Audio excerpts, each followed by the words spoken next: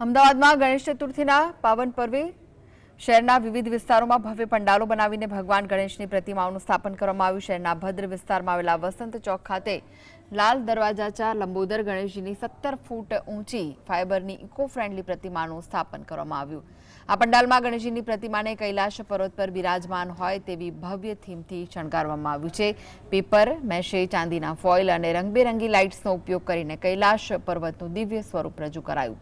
લાલ દરવાજાચા લંબોદર મંડળે પર્યાવરણની જાળવણીને ધ્યાનમાં રાખીને ફાઇબરની મૂર્તિનું સ્થાપન કર્યું। ખાસ વાત એ છે કે આ મંડળ પ્રતિમાનું પરંપરાગત વિસર્જન કરવાના બદલે તેને કોઈ સંસ્થા, ગાર્ડન અથવા યોગ્ય સાર્વજનિક સ્થળે સ્થાયી રૂપે મૂકે છે।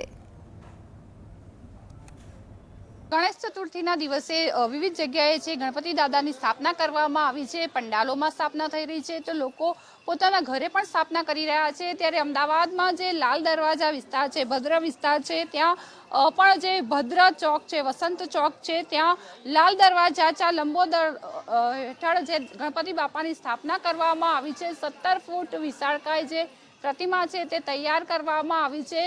વર્ષોથી આ જગ્યાએ છે તે ગણપતિ દાદાની અવનવી થીમ પર જે પ્રતિમાનું જે સ્થાપના કરવામાં આવે છે, દર્શનાર્થીઓ પણ મોટી સંખ્યામાં અહીં આવતા હોય છે અને દાદાના છે તે દર્શન કરતા હોય છે। ત્યારે આ વખતે ખાસ કૈલાસની થીમ પર જે દાદાની પ્રતિમાની સ્થાપના કરવામાં આવી છે। વાત કરીશું મંડળના સભ્યો સાથે। આપનું નામ?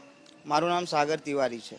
સાગરભાઈ, દાદાની સ્થાપના કરવામાં આવી છે, કૈલાસની થીમ બનાવવામાં આવી છે, શું છે? અહીંયા અમે 17 વર્ષ થઈ ગયા હતા મૂર્તિનું વિસર્જન કર્યા। આ વિસર્જન અમે કરતા નથી। દર વર્ષની જેમ આ વર્ષે પણ અમારું 19મું વર્ષ છે ગણેશ ઉત્સવનું। અને આ તમે જે મૂર્તિ જુઓ છો તે ફાઇબરની છે અને 17 ફૂટ ઊંચી છે અને અહીંયા 1.5 મહિનો થયો છે અને આ મૂર્તિ અહીંયા જ આ જ જગ્યા ઉપર બનાવી છે અમે લોકોએ। અને દર વર્ષની જેમ આ વર્ષે પણ ધામધૂમથી ગણપતિનું આયોજન કર્યું છે। મૂર્તિ બનાવી છે, ફાઇબરમાંથી બનાવવામાં આવી છે, કેટલા કારીગરો હતા, કેટલો સમય લાગ્યો, કઈ રીતે? 6-7 કારીગરો હતા અને 2 મહિના જેવો ટાઈમ લાગ્યો હતો મૂર્તિ રેડી થવા માટે। કૈલાસની થીમ પસંદ કરવામાં આવી છે, શા માટે કૈલાસની થીમ? અમને એક વિચાર આવ્યો કે આપણે કૈલાસની થીમ પર રાખવું જોઈએ એટલે।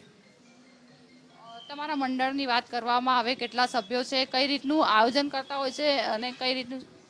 અમારા મંડળમાં 50 સભ્યો છે। બધા રાત્રે લેટ નાઇટ સુધી કામ કરતા હોય છે ડેલી। 2 મહિનાથી કામમાં બધા લાગેલા છે।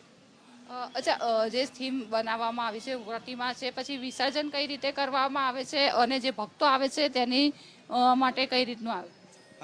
એ જ કીધું મેં, અમે વિસર્જન નથી કરતા। છેલ્લા 17 વર્ષથી અમે વિસર્જન ગણપતિ દાદાનું નથી કરતા। જળ પ્રદૂષણ થાય છે તેના લીધે।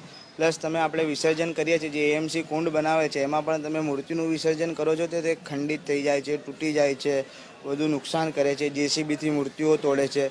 તેના હિસાબે અમે મૂર્તિ વિસર્જન નથી કરતા। મંદિર છે, આશ્રમ છે, વૃદ્ધાશ્રમ છે, ગાર્ડન છે, તેવી બધી જગ્યાએ અમારી પ્રતિમા અમે ડોનેટ કરી દઈએ છીએ।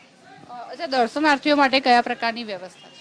દર્શનાર્થીઓ માટે 24 કલાક મારો પંડાલ ચાલુ રહે છે। મારી 50 જણની જે ટીમ છે, ઓમ ગ્રુપ ટ્રસ્ટ, બરાબર, 24 કલાક દર્શનાર્થીઓને દર્શન પૂરા પાડે છે। અમારા ત્યાં એક વિશેષતા એવી છે કે ગમે ત્યારે કોઈ પણ સમયે દર્શનાર્થી દર્શન કરવા આવ્યું હોય તો દાદાના દર્શન કર્યા સિવાય જતું નથી।